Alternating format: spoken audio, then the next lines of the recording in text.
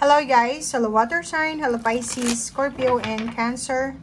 Welcome dito sa aking channel, Kapalaran 888. Welcome.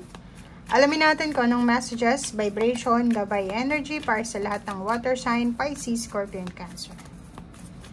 General reading siya, so pwede kang makaresonate. Gamitin mo ang iyong intuition sa panonood.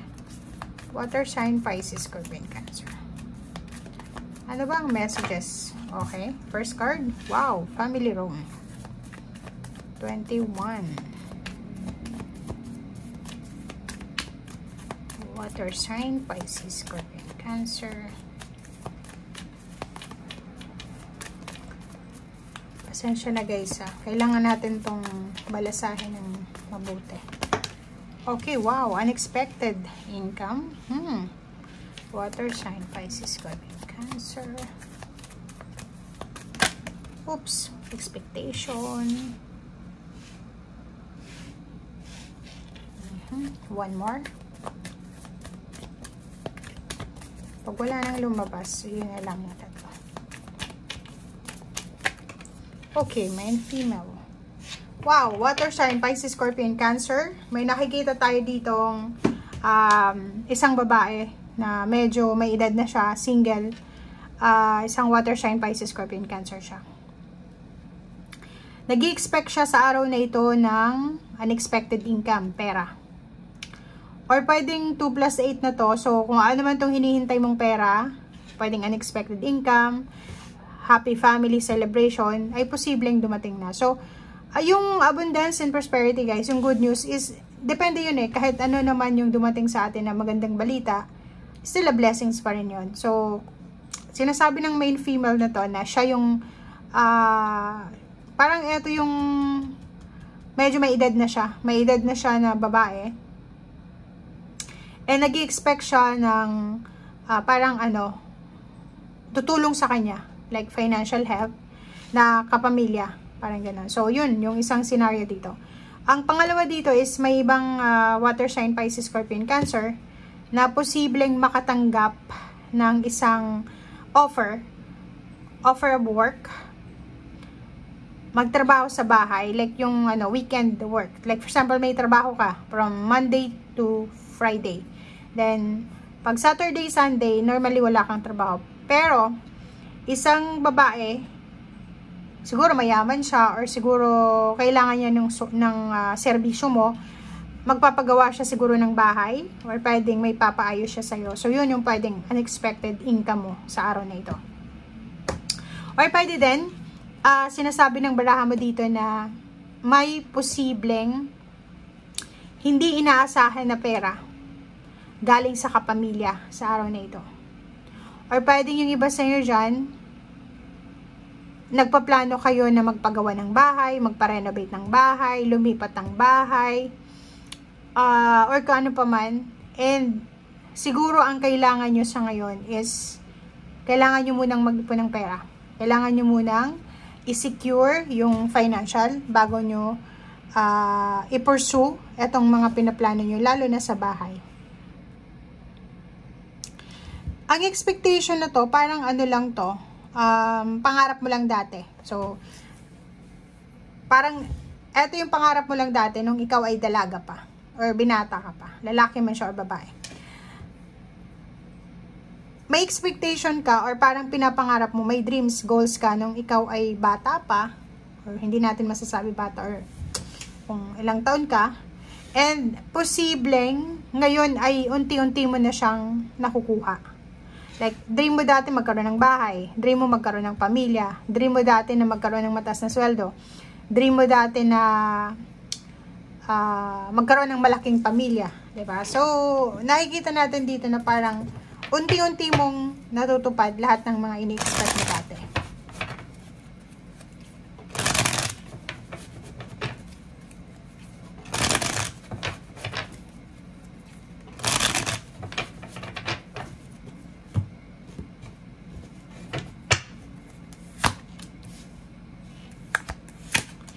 Water sign, kunin natin lahat ng energy. Ang galing na ito guys, kasi tingnan mo,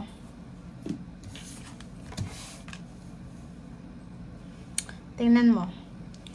Etong baraha mo, 1, 2, 3, 4. 4 cards ang nagsasabi na sobrang anxiety, depression. Anxiety, depression, overanalyzing, overthinking, parang ganon. So, kung makikita mo, meron ditong 9 of Swords. May iba sa inyo dyan na water sign, Pisces, Scorpion, Cancer na hindi makatulog.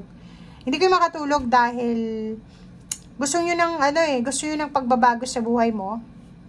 Pero, feeling mo, kailangan mong i-give up na to. So, pwedeng may hinihintay ka. It's either naghihintay ka ng proposal sa work, may naghihintay dito ng tulong financial, may naghihintay ng bagong trabaho, naghihintay kayo ng relationship, wedding, proposal, naghihintay na makapagtayo ng bahay, naghihintay ng swerte, pero parang sinasabi ng baraha mo, disappointed ka. Diba, tingnan mo to.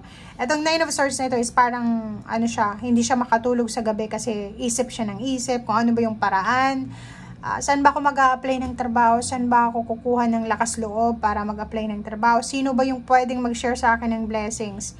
Heartbroken, sobrang heartbroken ang taong ito, and napapaligiran siya ng temptation. Maraming mga tao sa paligid niya na nagsasabi na, nako, tigilan mo na yung pangarap mo na yan, mag-stay ka na lang dito, parang gano'n. So, ang nakikita natin dito, may mga water sign na hindi siya makapag-desisyon gawa ng mga tao sa paligid niya. Okay? So, kung makikita mo dito, meron ditong Ace of Pentacles. Ang Ace of Pentacles na yan, new beginning siya kung paano natin makuha yung financial. Pero guys, ang new beginnings na to, hindi siya darating sa atin kung hindi natin hahanapin. Hindi siya yung parang swerte-swerte lang. Etong Ace of Pentacles na to guys, is kailangan mong hanapin to. Kailangan mong mag-isip, kailangan mong maghanap, kailangan mong alamin kung saan mo to makukuha. Parang ganon.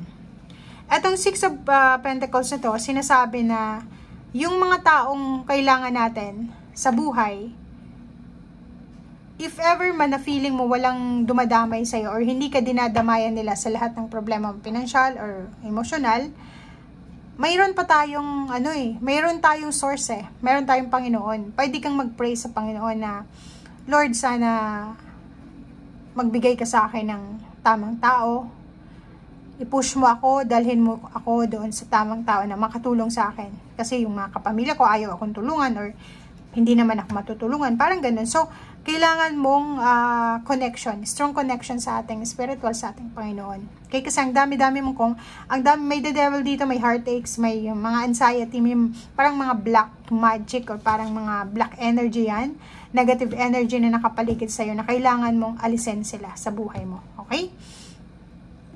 And nakikita ko sa'yo dito, water sign, Pisces, Scorpion, Cancer, especially yung Pisces. Okay, comment down below, Pisces. Meron sa inyo na naghihintay. Hinihintay kayo pwedeng babae siya or pwedeng lalaki. Wala namang gender dito. And heartbroken sila Parang nagagalit ni sila sa'yo. Kasi ini-expect nila na tutulungan ka nila. Pero wala silang, puro lang expectation to. Puro lang expectation, heartbroken. Wala gusto na nilang sumuko, parang ganon. And etong 9 of Swords, hindi sila makatulog kasi hindi nila alam kung saan kanila hahanapin. Parang ganon. So, comment down below guys if resonated ka. Thank you. Bye!